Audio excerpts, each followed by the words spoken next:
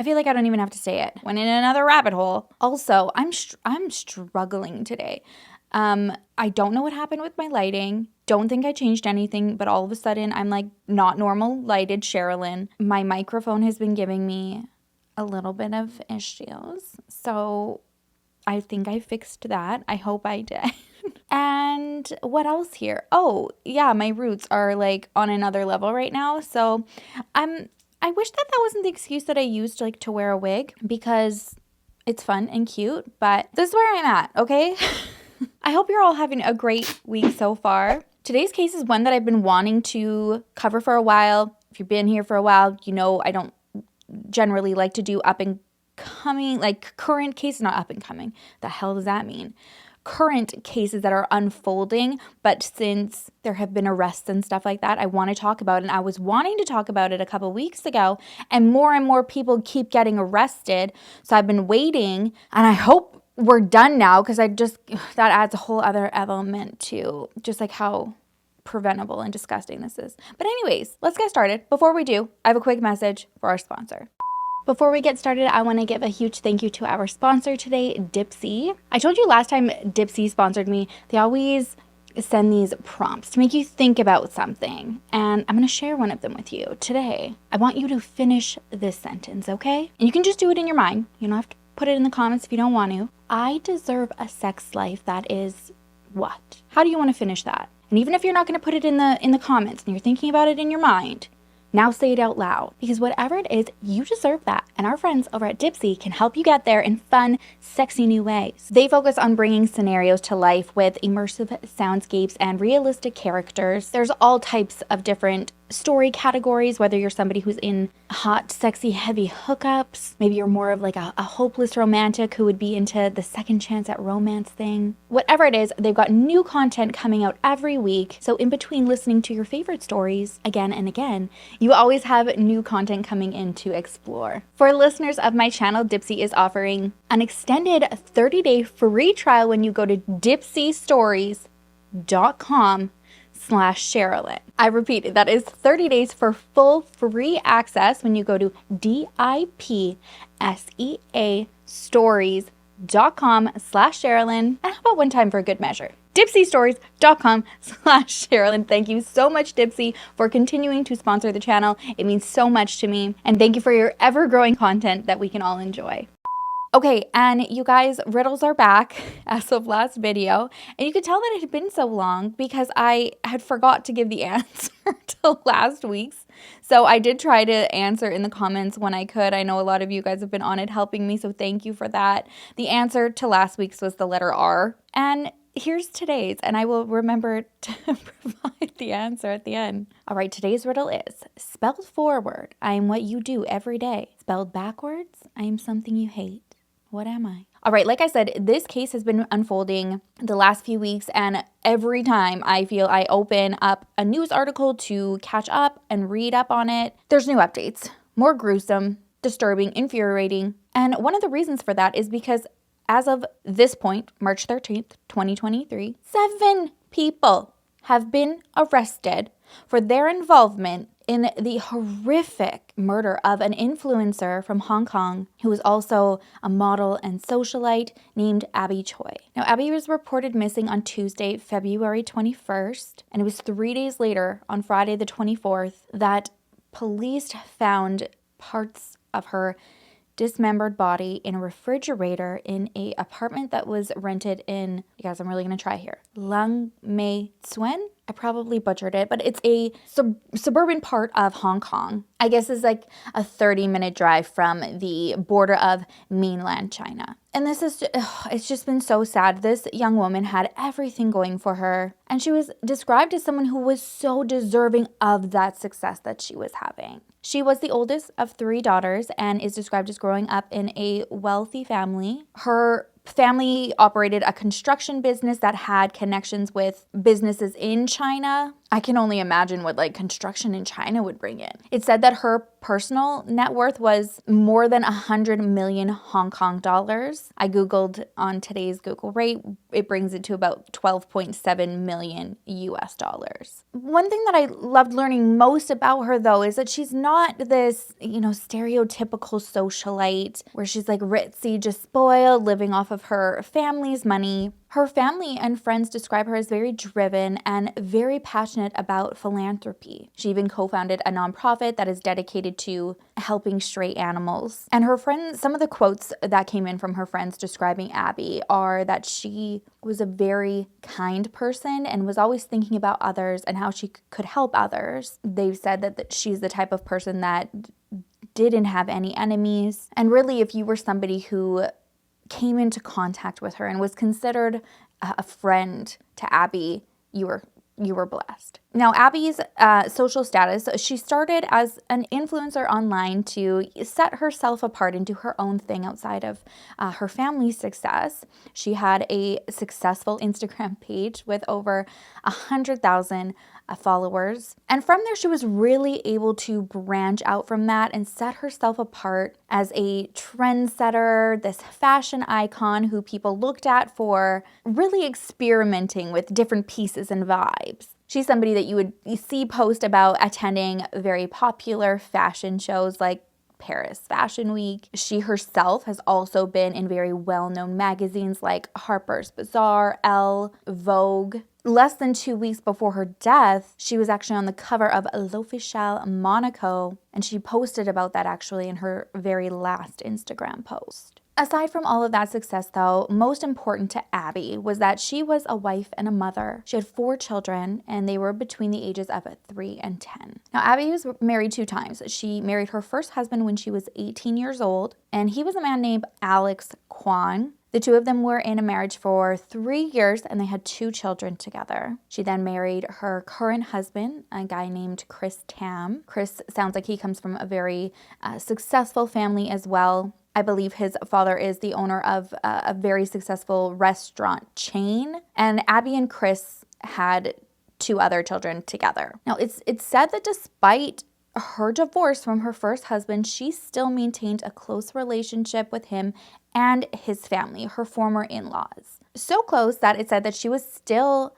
financially supporting them. One of the things she did to support them was purchase this beautiful luxury apartment, and she actually put it in her father-in-law's name. That name is Kwong Kao. I've read that this apartment is located in Kandori Hill, which is a very prestigious neighborhood. If you live in that area, you're among company with like some of the wealthiest people. The property is beautiful. The photos of the suite are gorgeous. It's being reported that it was purchased for 78.8 million Hong Kong dollars. Based off, the Google rate, it'd probably bring it somewhere around like 10. So holy bejesus. Like, that's a property. Now, allegedly, Abby had recently made the decision to sell the property. However, it's really important to know that those who knew her said that that didn't mean that she was going to sell the property and just leave her ex-in-laws just out to fend for themselves. She had made it clear that she was still going to find them something else and be there to support them. It's being said, though, that this sale was something that enraged her ex-father-in-law, Kwong, and it did lead to several arguments between the 2 of them. All of a sudden, though, those arguments stopped when Abby was reported missing on February 21st, when she failed to come home from picking up her daughter at school, and her husband immediately notified authorities. This is just speculation, but I'm assuming based on what Abby would be including in conversation with her current husband and her family about the issues that she was having with her ex-in-laws, he probably brought up to the police that they were not all getting along and that they would be worth a conversation to see if they had heard anything from Abby. So they contacted her ex-husband Andrew, her ex-in-laws, and her ex-brother-in-law, who was actually her driver.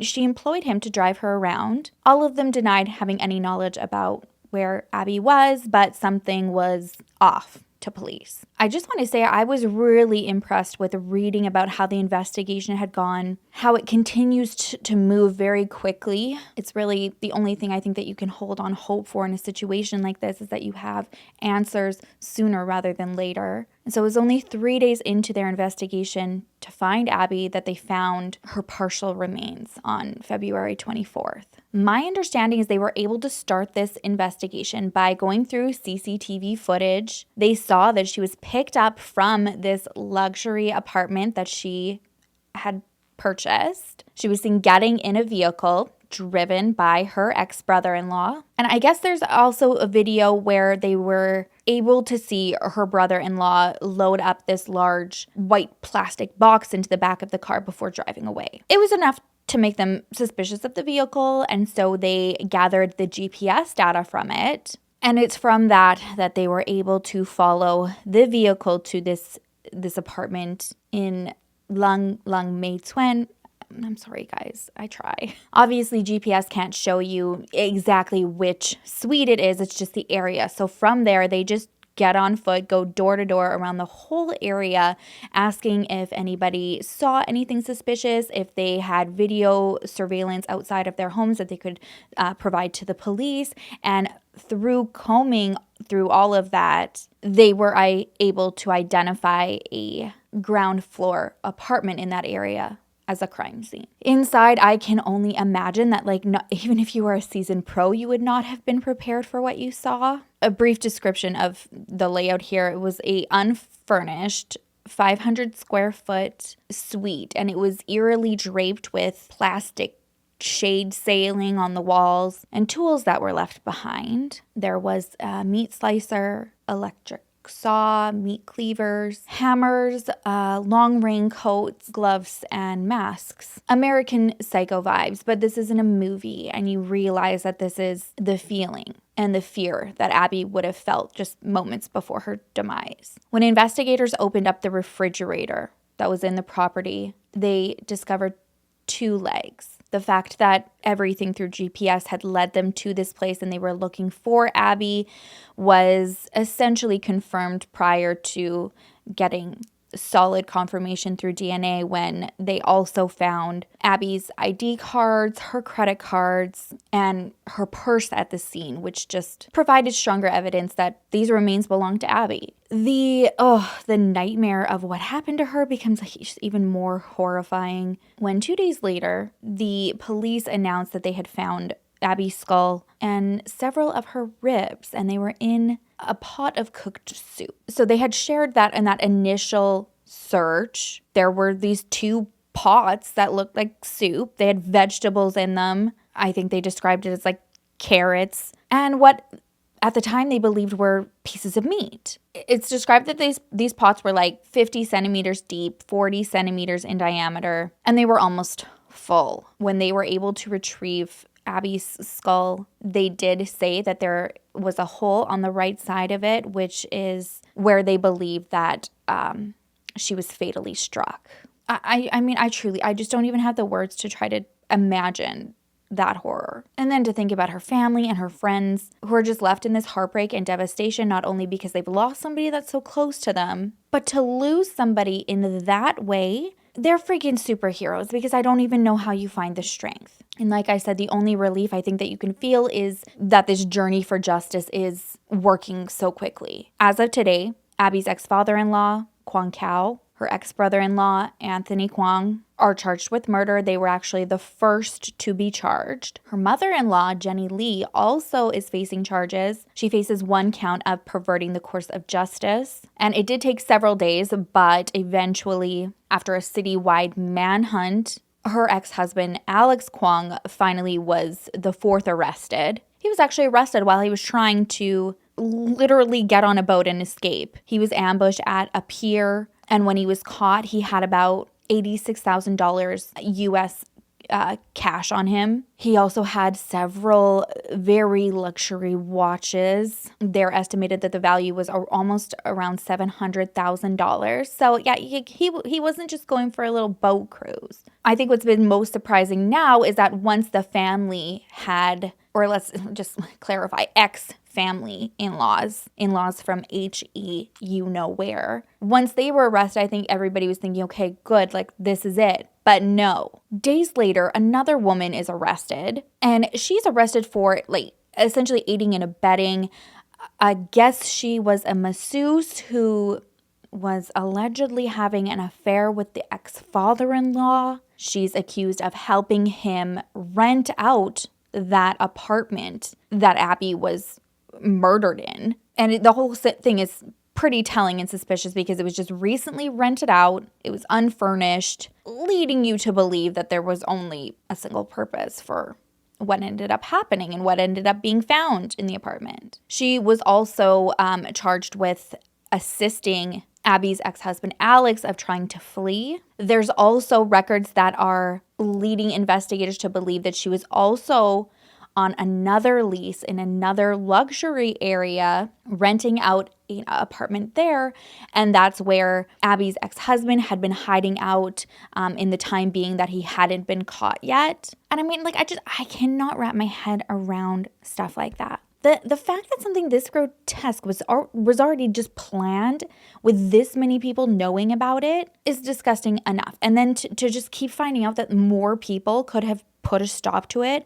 And then after the fact, they're like, oh yeah, like we'll get you a speedboat. We'll get you a luxury apartment. How naive do you have to be? Do you just see what happened to the last poor woman that tried to help these people out? Like, go to the authorities when you learn about it. Now, it's alleged that this whole motive and mastermind behind this was Abby's ex-father-in-law, who's also an ex-police officer and an individual who was accused of R-wording a woman. And he just was not down with Abby wanting to sell. Now, her ex-husband is also a suspect in 7 cases of theft. This had, been years prior, and I think he had been able to evade the charges. It makes sense when you just find out that he's slipping and sliding all over the place. But now that he's arrested, he is also facing charges on those incidents as well. Freaking Brady Bunch out there. I mean, although there is some relief, gratification in the fact that these people are being held accountable, it's still so hard to think about the fact that there are remains of Abby that still have not been found. And no one is speaking up who was involved in this to even make it just like a speck right by her and her family. I did read that there's been like a team of over 100 officers, members of their dive team, special elite unit, their tactical unit, all coming together to search certain areas, one of them being a cemetery. And I guess they chose this because during their investigation, they were able to prove that her ex-father-in-law and ex-brother-in-law went to this cemetery 2 days after she had been reported missing. Unfortunately, though, after they conducted a 3-day search, it was called off. They have made statements that there is no sign of them giving up, and their goal is to find all of Abby and bring her home. And just when you think, it couldn't get any worse, there's no way more people couldn't have been involved that can come forward and help. Police announced that 2 more people were arrested. One for also helping to get Alex out of the country. It's believed that he worked at this yacht rental place that he was trying to leave through. So that brought the number to 6. And then before I could even film, I had to update that there's been a seventh person arrested. As of this upload, they have not been named, only that it is a female. And like I said, it just adds to not being able to wrap my head around the whole thing. I mean, there's so many people involved. And this woman, by all accounts and reports from those who knew and loved her, was like the least deserving of any harm coming her way. I mean, the fact that she was still taking care of her ex-husband, her ex-in-laws, and her ex-brother-in-law, I think just speaks for itself in her character. Now, as of today, the hearing has been adjourned till May, so any updates on the legal front won't be for a few months. And at this point, I'm just praying that one of the 7 people being charged will just do the right thing and help any way they can to just get rock solid evidence so that these convictions can be strong and long. I'm about to get a free shower. Okay, inappropriate, Sherilyn. You know what I mean, though. We need no loopholes here. Nobody slipping through the cracks. So hopefully somebody would take, I don't know how the plea deal system works out in Hong Kong. I hope there's something because someone's got to talk. Someone has to bring Abby home to her family and her friends and her children. Oh, it just makes me sick. Now, there was something that I read that I did want to share with you. It's really sad, but I also kind of found it some way really comforting. Obviously, the village has been so affected by this. So the community where this happened, they got together and they performed this ritual. I'm gonna mess up the name, but it's Taoist, Taoist, Taoist ritual. And I guess it's done to calm the spirits of a deceased person, especially when there's a death that's horrific in nature. So I don't know, it just brings you back to what happened. But then to think about this whole community getting together and just worrying about Abby's journey to the afterlife, if that's something that you believe in, I just found it very comforting. All right, I hope my next update is that there are no more people involved and that one of them speaks and that all of them spend the rest of their life in prison. I will keep you posted, but that is what I am putting out there. That is it for me today, you guys. Thank you so much for watching. If you haven't already, please don't forget to like and subscribe. We're so close to 200,000. I'm just so thankful for you. I know it really sounds cliche, but I have seen a lot of people comment that they'll be like, I swear I've been subscribed to you and now I'm unsubscribed. And sometimes YouTube does that. Sometimes YouTube doesn't even notify when I post something. So not that it really does anything all the time, but if you ring that notification bell, it does help. I can always tell when somebody, when somebody has it on because as soon as I post, you're right there. And I just love seeing that in the comments and chatting with you. So thank you so much for supporting me. All right, I didn't forget today, you guys, the riddle. All right, quick reminder of what it was. Spelled forward, I'm what you do every day. Spelled backwards, I'm something you hate. What am I? And the answer is live. Spelled backward, it's evil. Really fitting, actually, for the theme of today and the people involved. All right, I'm going to leave you with that. I love you so much. I will miss you until the next episode. I'm so flustered that I don't even know how to say my intro. Make sure to love each other, love yourself, and I will see you soon. Bye.